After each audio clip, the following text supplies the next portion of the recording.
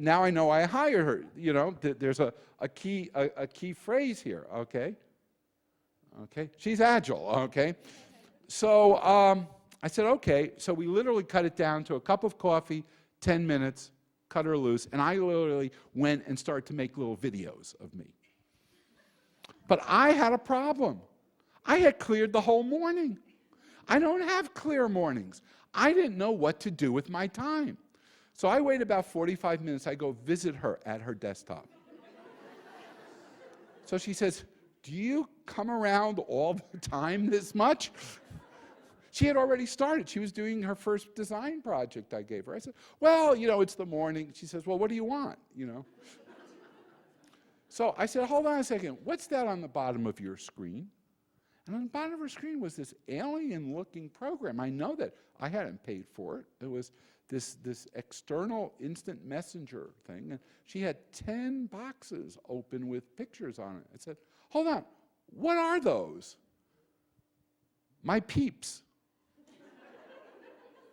Your what? My people. So you in like a cult or something? I mean, she said, no, it's my posse. I said, I didn't get peeps, I don't get posse. She said, what are they? She said, no, you don't get this. These are 10 other graphic designers around the world. And I always, all day long, we help each other out. I said, where did you get the software? Well, I don't know, but this guy, Enrico, he's in Eastern Europe. He set it up for us. Oh, good, there goes my. I said, we have an IT department downstairs. You went to an unknown person in Eastern Europe? Why? She said, well, I don't have a trust relationship with the IT. You don't even know what country he's in. But more importantly, she started to explain what her peeps did for them. When she had to do a project, they checked her fonts. They actually checked the layering for any major graphic project that she did. They gave her some feedback on her color selection. I said, hold on a second. They're doing work for the Maise Center. Do we pay them anything? She goes, no. And they're always there to help you? She goes, yes. Could you get more peeps? Could I get a set of peeps? I mean, well, it's really an intriguing moment because it wasn't the cartoon that she's a slacker. She's anything but a slacker. She's anything but a slacker. But what she taught me, if I was willing to listen, was that the concept of work that she had was not as a go to work and be isolated environment. It was actually go to work and be connected. Now, I will tell you what it's evolved to. When I now hire people, I want to know about their peeps. I'm very serious, because when I hire you, if I hire Lynn, I'm getting Lynn plus her network. If Lynn, and I don't mean superficial LinkedIn connections, I really mean her network. I actually want you to have a good network. I want you to expand your network. I want you to build your network in that process. But if we take a look at what we're flipping here, okay, is we're flipping in many ways our sense of what the workplace is. When we had this merger meeting yesterday with Intel and McAfee, one of the phrases that McAfee has now started to say is we're going to be a connected workplace, which means we're going to be continuously connected to our customers, continuously connected to our colleagues, and continuously connected to external and internal sources of expertise. And in fact, we're going to spend the bulk of our IT budget not on transactions, but on connections. A fundamental shift of IT from being, obviously they have to run their sales system, they obviously have to get people paid, but what they really want to do is build a sense of connection. So let me tell you a little story about it, because part of this, and part of where the challenge of this is to, if we look up here, is to ask the question, so where is knowledge live? Where does it live? Now, I want to share two really quick stories about it and then see your own experiences with it. My first experience was when I went a few years ago to Saudi Arabia. and I was honored to be invited there. I was a guest of Saudi Aramco in the Department of Education, and we had a meeting much like this because of the culture. There were a couple of things that were a little bit different in that, you know, the women were in an area that was comfortable and appropriate, and they were still involved in the conversation. And it was highly formal when I went in, but they told me to be myself, and so we're talking. And I asked them a question that I'm going to ask you right now.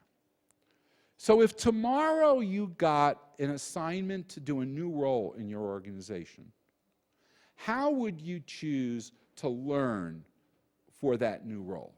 Would you take a class? Would you take an e-learning online module? Would you read a book? Would you find somebody who knew how to do that? Would you do a form of OJT, on-the-job training? Would you go online and do a Google search? How would you go about learning a new task? So once again, just turn to your neighbor for a second and do that, and we'll take a quick poll here.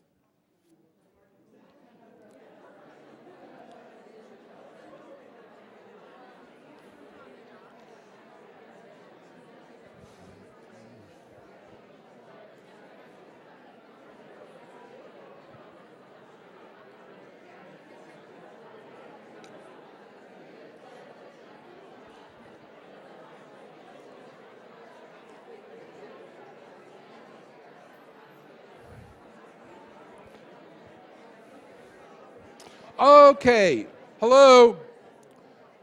So, how many of you would take, how many of you would go to a class? Now I want you to understand, I've got, see about 5 hands up. Most of us are in the business as well of offering those classes. So, the interesting thing about people who offer classes, they never want to go to their own classes. You go to a trainer and you say, you want to go to a class? Do you have anything shorter, you know, than that? You know, you offer them e-learning, they go, I don't really like that, but you build it all day, I know, but you have anything that's more exciting, you know. So how many of you would take an online e-learning module? Okay, a couple more. How many of you would read a book? How many of you would seek out somebody who knew how to do the job? Proximity to expertise. How many of you would do some online searches? So here I was in Saudi Arabia just a couple years ago. And I asked the question, and over 90% of the people in the audience raised their hand. They would do a Google search, and I was really overwhelmed. And I said, well, what about a year ago? And from in back of the curtain, so I couldn't see her, but I could hear her, she said, a year ago, Muhammad wouldn't let us get to the internet. I go, who's Muhammad? She goes, in front, CIO, first row. Muhammad, is that true? He goes, yes, Mr. Maise, I'm sure I have to say it was true. I said, what changed? We mistakenly believed that knowledge was near us. We mistakenly believed that knowledge was near us. It's not. And so we need to be a workforce that is able to connect and find knowledge. Now, one of the most interesting things as we start to have conversations, very often that Google search led to a phone call. That Google search led to sitting down and having a conversation with someone. That Google search led to another person or a book to read or something like that. So I'm not suggesting you're going to go on to Google and become a heart surgeon as a result of that. But here's an interesting takeaway for you. Most organizations don't do 1 minute of training as to how to do searches. Many of our employees do between 20 and 80 searches a day. But I bet they don't know how to do a Boolean exclusion search. They don't know how to do a domain categorical search. They don't know how to sort to exclude everything from academia if you have a bias against that, or only include academia in that. So actually, the most widely used tool in our organizations for knowledge, most organizations do 0 training, or even forget training. Here were the top 50 searches yesterday in our company. Here were the top 50 searches. Here's what people like me tended to search for. And by the way, here was what their success was. But sometimes knowledge isn't necessarily in your company or across